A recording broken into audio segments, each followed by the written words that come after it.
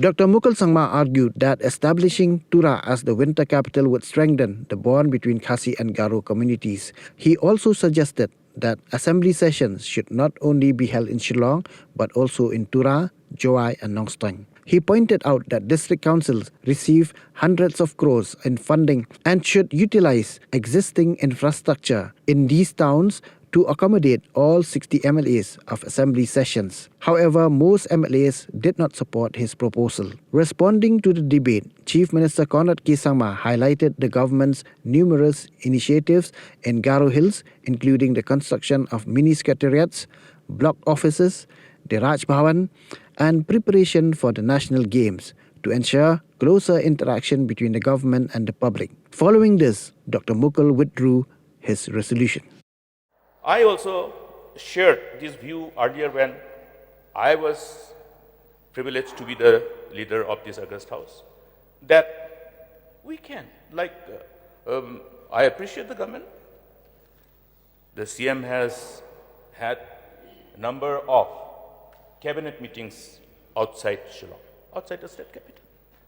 That is something which demonstrates, yes, we would like to, even though our state is so small, but we know how the state is. You know, the aspirational issues are always there.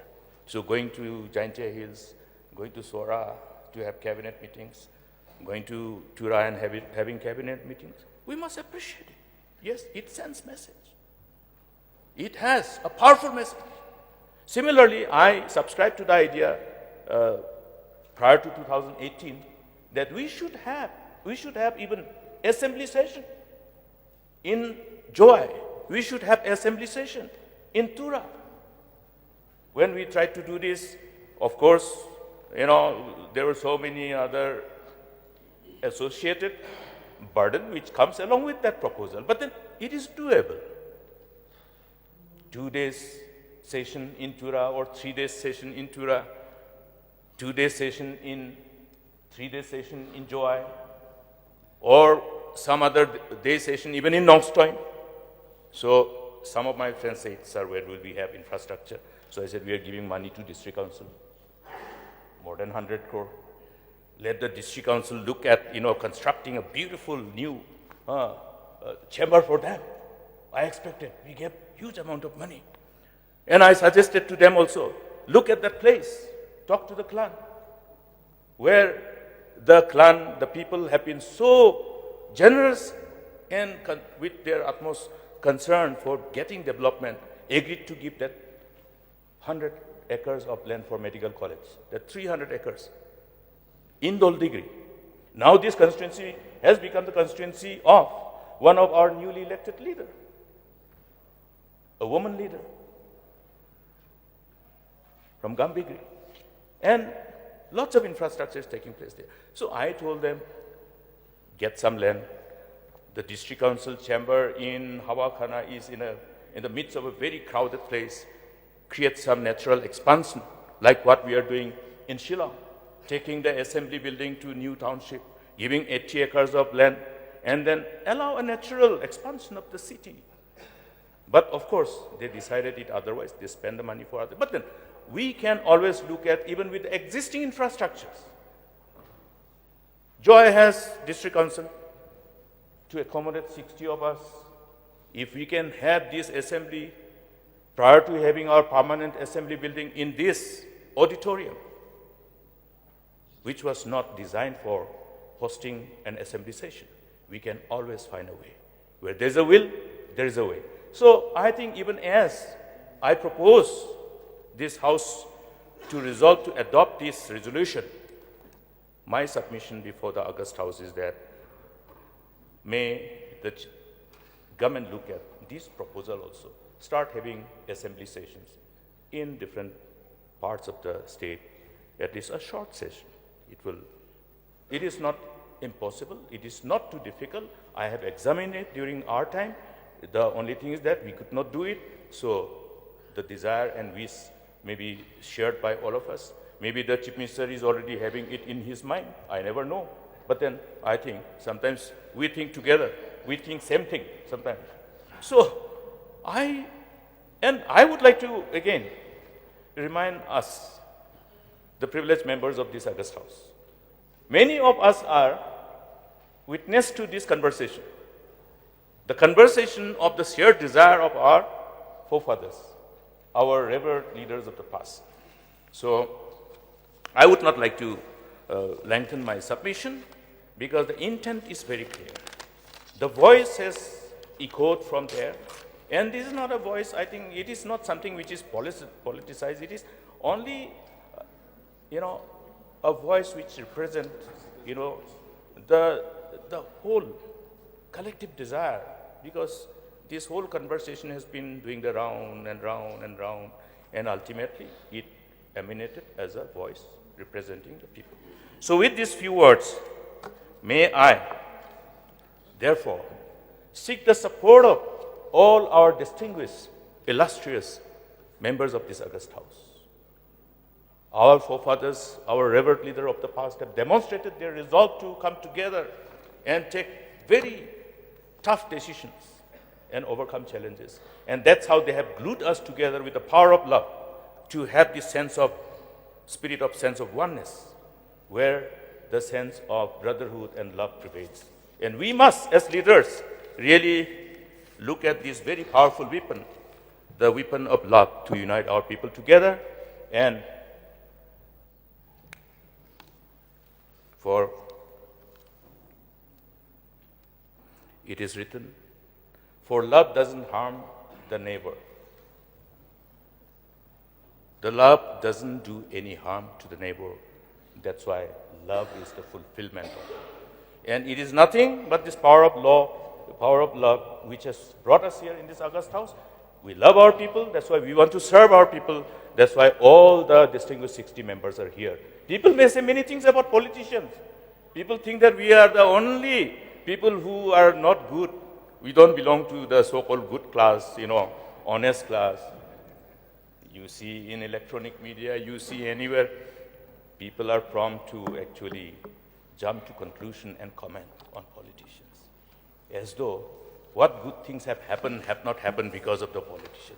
Any good thing that has happened in the state, any good thing that has happened in the country is because of the politicians, because of the policymakers. The law that has been made are by the lawmakers, because all the law is an offshoot of the commandment of God. So have we not fulfilled our purpose? Yes. It is the politicians who have brought our people thus far. It is the politicians and policymakers who are responsible to see that our people don't starve anymore, but are in this era where we share the same dream like people in West. You look at us, dress up like Western people. That day I saw when the president of Ukraine went to America, one of the reporter media confronted him about the dress even. So, so whatever it is, I think, speaks volumes. These are something which should enable us to really convince ourselves that God has been kind to us and have blessed us. Let our people prosper and multiply in this day. Thank you, Mr. Speaker, sir. With these few words, I urge upon all our friends, our colleagues in this August House, to be pleased to agree to this resolution and resolve unanimously to adopt this resolution. I heard that the honorable member from Rongjeng, my neighbor, his people and my people from the respective constituencies go to the same market, go to the same hospital, go to the same school. If the teachers are there, good teachers, they share the benefit of coming out with flying colors. One very good school is there in Rongjeng. All my children from my area also go there. So, these are all interconnected. So I think I have made my point. All my distinguished friends and colleagues of this August House, may God bless you with wisdom and knowledge. And may we all not lean on our own understanding, but lean on the wisdom of God. Thank you, Mr. Speaker, sir. Once again, with these few words, I hope that everybody will actually agree with me to adopt this resolution unanimously. Thank you. Honorable Leader of Opposition mentioned in his speech that we, for the first time started taking the cabinet to Resubel sir, your constituency. We had a cabinet meeting. To Jowai, to Sora, to Tura. And the whole idea of doing this is to give a sense of belonging to the people of the state. I know some members have mentioned about the cost. So these kind of meetings and programs that we do cannot be valued in terms of the cost. Because if you start looking at that, then you're losing the meaning of taking the cabinet to the people. How happy people feel when they say, oh, the cabinet is in my town. For the first time, it's happening in our town. So that is the kind of sentiment that goes with these kind of things. And there's a reason why we're doing it. So yes, cost is there. There's no doubt about it. Cost is there. But I think the larger messaging of involving everybody, to show that every section of our society, every district, every individual person is important to us. I think that is the larger messaging that we want to give. So therefore, our cabinet on the move, as we call it, will continue, sir. Will continue. In the beginning, last term, in 2018, I still have the papers with me, but we could not continue this program in the first term because of COVID. But we had started by putting ministers, cabinet ministers in charge of districts, specifically. And I made sure that the ministers from Khasi Hills would be in charge of Garo Hills, and the ministers from Garo Hills would be in charge, and Jayante Hills would be in charge in different parts, wherever possible. Of course, it's not possible fully. And the idea being that we would want that minister to handhold every aspect, go to that village, go to that district and spend time. So therefore, sir, there are a lot of actions that we have taken to convey and show the intent of this government to involve people, to ensure that we bring all-round development irrespective of the regions in our state. The integrated administrative complex, 170 crores is going to be spent for an integrated administrative complex in Tura. In the beginning, we had thought we will make it into a small office. But let me share. If you look at the design of the integrated administrative complex, there is a room for the chief minister. There are rooms for all the cabinet ministers. There is a cabinet room. There's an office space for the chief secretary. Why are we doing this, sir? This is the action that I am referring to. This is how we will bring the administration closer. And it's not just Tura. In Jowai, the integrated administrative complex is coming up. Different facilities will be there. And this is again being done because of the aspirations, as we say, of the people. The need and the desire of the people to see that the administration, see and feel the administration coming closer to them.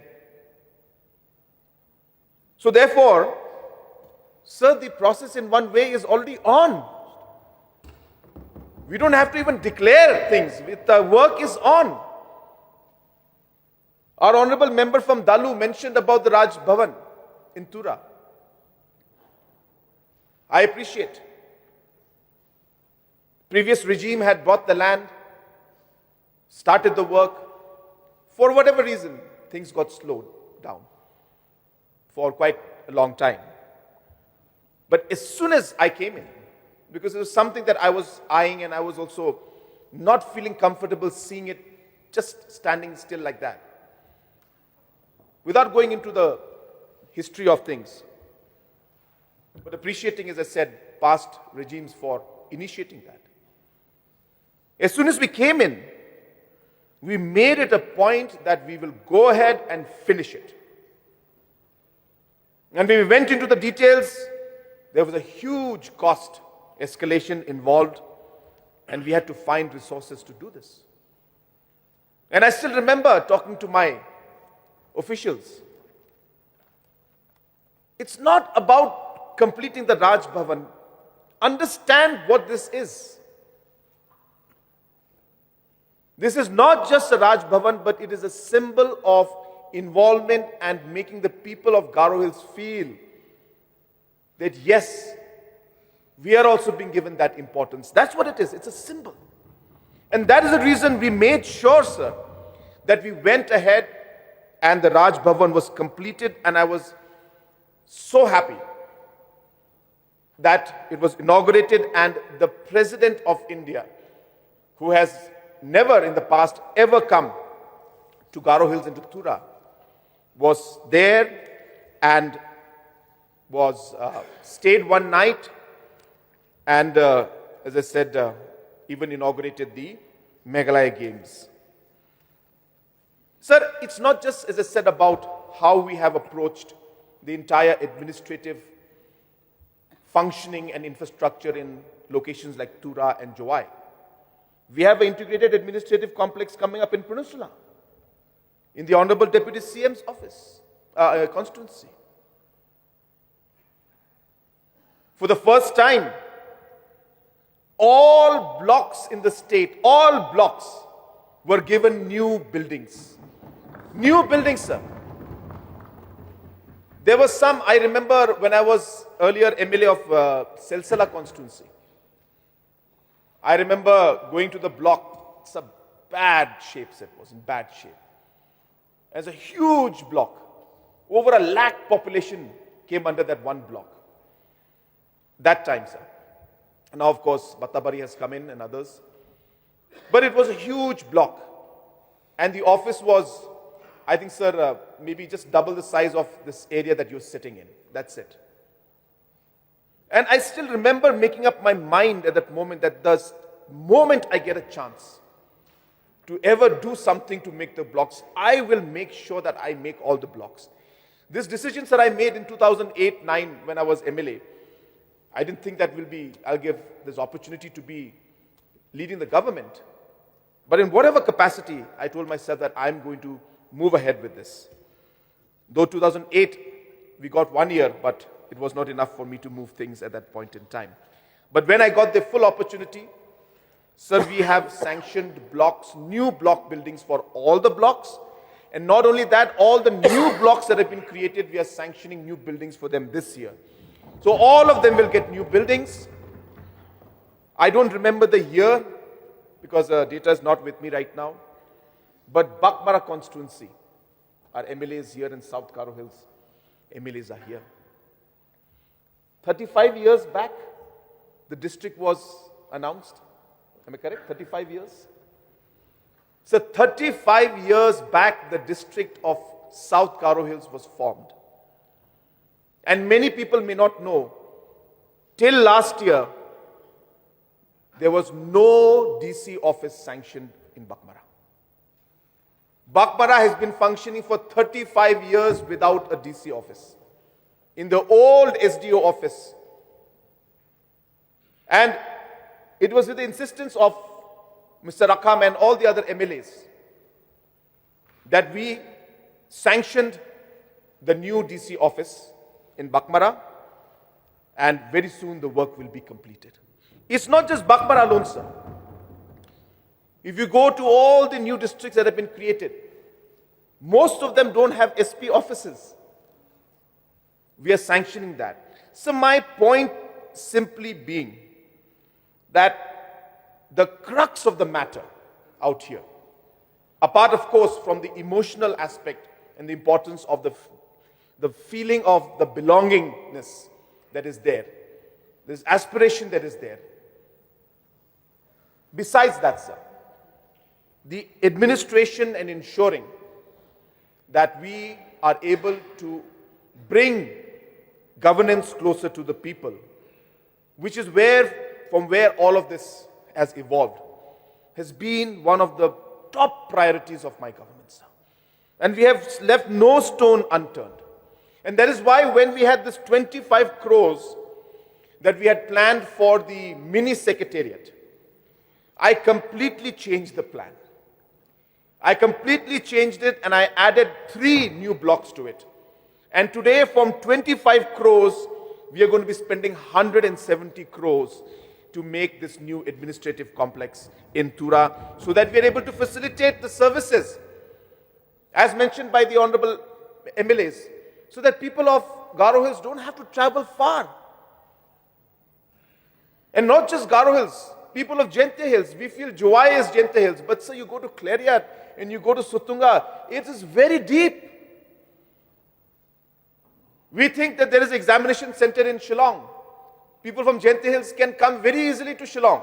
Yes, maybe Jowai can come, but you expect Clariat people and Sutunga people and all Saipung area to come here. Not easy, sir. So we need to keep all of these aspects in mind and ensure that there is a holistic approach as to how we can make the administration at the grassroots much stronger. Sir, apart from the cabinet, I was just listening to the speech of Honorable Elo, and he was mentioning that why not have 1 or 2 sessions once in a while. One day in Jowai, one day in Tura. And so you believe it or not, he got it right. I've already been discussing this aspect with Honorable Deputy CM, with the Speaker, and with other leaders. We have not come to a conclusion yet because we feel it requires a bit of consultation and administrative thing. But there is no harm, sir. There is absolutely no harm. It's good if the MLAs go. As I was mentioning, sir, when we were having the Meghalaya Games, it cost us a lot of money to host the games. But one doesn't realize it's not just about the games. It's about the character building of the people who participate. It is about the exchange program happening between the kids. I think I mentioned in this house that on an average, 70 to 75% of the athletes had never in their life gone to Jowai. Never in their life had gone to Jowai. It's very hard to imagine that because we go to Jowai so often, and you to hear that some of the kids in their life have never gone to Jowai. So it is something that we should be concerned about, to be very frank. And that's why we're starting this exchange program. But similarly, for the cabinet to move and to see with their own eyes, sir, I don't know how you feel or others feel about it, but this is something I feel very strongly. That when you are right there at that moment, and you see the issue with your own eyes, you hear it with your own ears from the person concerned. So the impact is much more than just sitting in Shillong and getting one petition and reading it and, and trying to do something out of it. The idea of connecting directly. So therefore, these things are expensive, sir. But I urge the House to keep this in mind. The price that we will pay for these kind of programs, where the cabinet moves, where the MLAs move, possibly even having sessions, the prices cannot be valued simply by the cost that you. So the returns are not just simply by the program you have, but the messaging that you give, the messaging of integration, the messaging of making people feel important. And that is really, sir, at the crux of all the activities that we are trying to do, sir. So therefore, I just want to give a sense to the House that there are many, many, many programs, many aspects that are going on where we have sent a very strong message that all sections of society, every single community and citizen who's our citizen of our state, is important to us. And we will carry everybody along in our work. And in terms of all the administrative work, as I said in the beginning of my speech, sir, actions speak louder than words.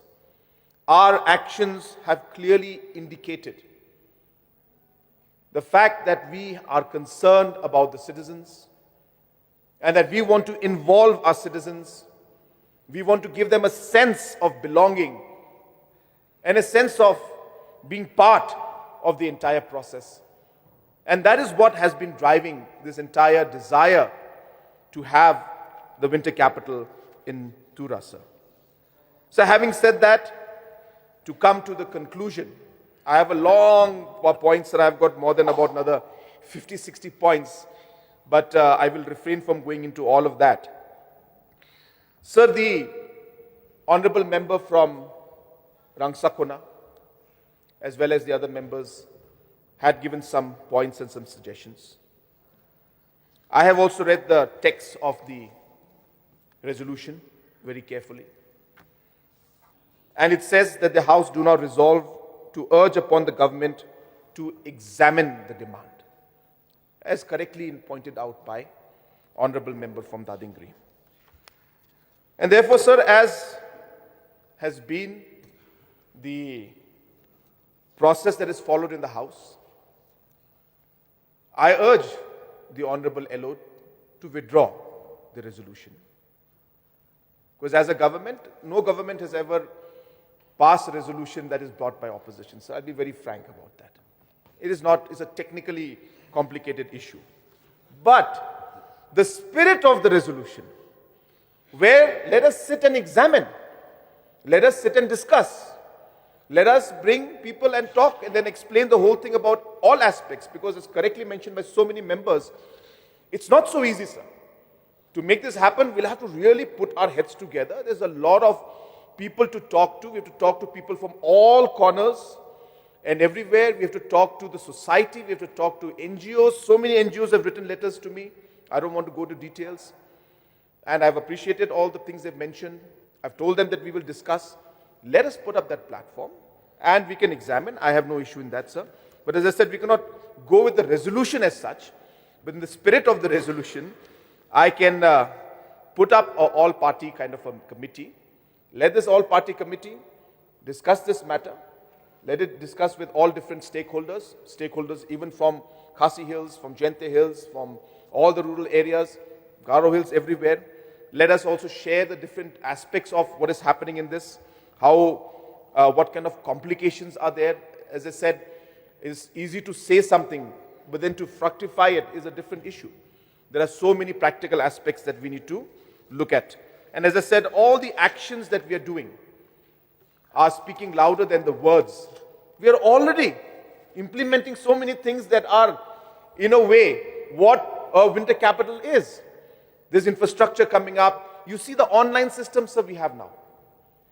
Half our services, or more than that, the services are now online. Very soon, MPSC. We will not be able to require the students to come to Shillong for the examination. We are working, in a war footing to put up this examination center in Tura and in Jowai, so that the students from, again, as I said, from Clariat, from all the interior locations of East Jente Hills will not need to come all the way to Shillong, whereas they can have the exam in Jowai itself. So all of these actions are great example of what we are doing to decentralize things, to make it easy for people to get the service, and as I said, to bring overall administration closer to the people. So, sir, with these few words, once again, I thank all the members. I could make out that all were emotional also. But as I said, here we are as a government, and since this opposition has brought this resolution, we are going to go with the spirit of it. We will be having the committee. We will call different stakeholders to examine. And with that assurance from my side, I would urge our mover of the resolution if he can withdraw the resolution. And with these few words, I resume my seat. Thank you, sir. Thank you. Now may I know the minds of the mover of the motion, resolution, whether he would like to withdraw his resolution or not. Mr. Deputy Speaker, sir, I must at the very outset place on record my deep sense of appreciation for the elaborate and comprehensive reply, and which itself is indicative of the spirit which is in sync with the spirit of this resolution. Mr. Deputy Speaker, sir, you have enlightened us very elaborately. In fact, I could see that you were becoming emotional at the time of your submission, because these issues revolves around the aspirations of people, of our dear people. And as I've said, there are reasons for us to be emotive sometimes, because we know where we stand. Before I make my this stand known, I only want to make a submission on one particular submission made by one of the members from Nongstoiñ, my neighbor, that why you did not do you during your time. You see, government, the repository of state power is upon all of us, including the government employees. And with this comes the responsibility of carrying forward to fulfill our call of duty based on the time. There is time when we need to keep quiet, there is a time when we need to speak. And let it be very clear, abundantly clear, that the collective voice of the people demanding this has not been so loud and clear during my time. Let us be abundantly clear. Yes. Was there a representation given to the government at that point of time? No. Yes. So therefore, the aspirations and hopes based on which the overall desire of the people will evolve. It's a process of evolution, Mr. Deputy Speaker, sir. Anyway, he has chosen his way of putting his words, but I don't think it's in a good spirit. And please do not tend to blame or somehow articulate the things in such a way that one would like to pass on the blame. That is politics. I have during my submission, I have said that let us not play politics with these sensitive issues. That's why, see, we belong to different political parties, different spectrum. And therefore, we need to really do very careful tightrope walking. The way I have scripted the resolution itself, the Honorable Chief Minister has read himself. I have thought as to how to script it in a manner that in spirit we all can agree. And I'm successful in that, because we have put all our efforts, successive governments. Yes, I'm happy that I could start at Governor House. Yes. Governor, His Excellency Musa Hari was very pleased to lay the foundation stone during our time. And there's a lot of story about that Governor House. The land was indicated for Governor's House to construct a Raj Bhavan. Tura edition of Raj Bhavan. It took long time. In fact, I'm tempted to only say that how closely I'm personally involved in this. I had to request my wife to pay money for the land owners, because the delay in acquiring that land ultimately was forcing the land owners to sell the land for others. I had to intervene. I had to request. I had to pay the money in advance so that they pay back my wife after the acquisition process completed. So all these things were completed. These are in sync with the aspirations of the people. So I'm happy that successive governments are taking appropriate steps in sync with the aspirations of all the people, whether it is the people of eastern part or western part. I thank the Chief Minister. He knows, he understands, because these whispering talks were there even during the time of Latviya Sama. I was witness to those whispering talks. So, evolution of desires will ultimately manifest at appropriate time. And this is exactly what is happening. And I understand that Honorable Chief Minister has already understood his responsibility associated to fulfilling these aspirations. I am very happy. I know what you are planning to do because I can read between the lines. So, समझदारों के लिए इशारा ही काफी है.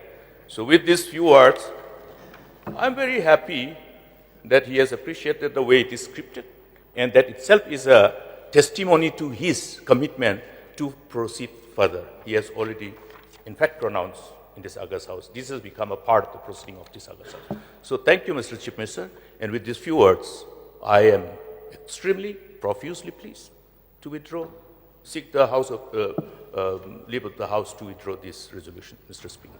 Thank you.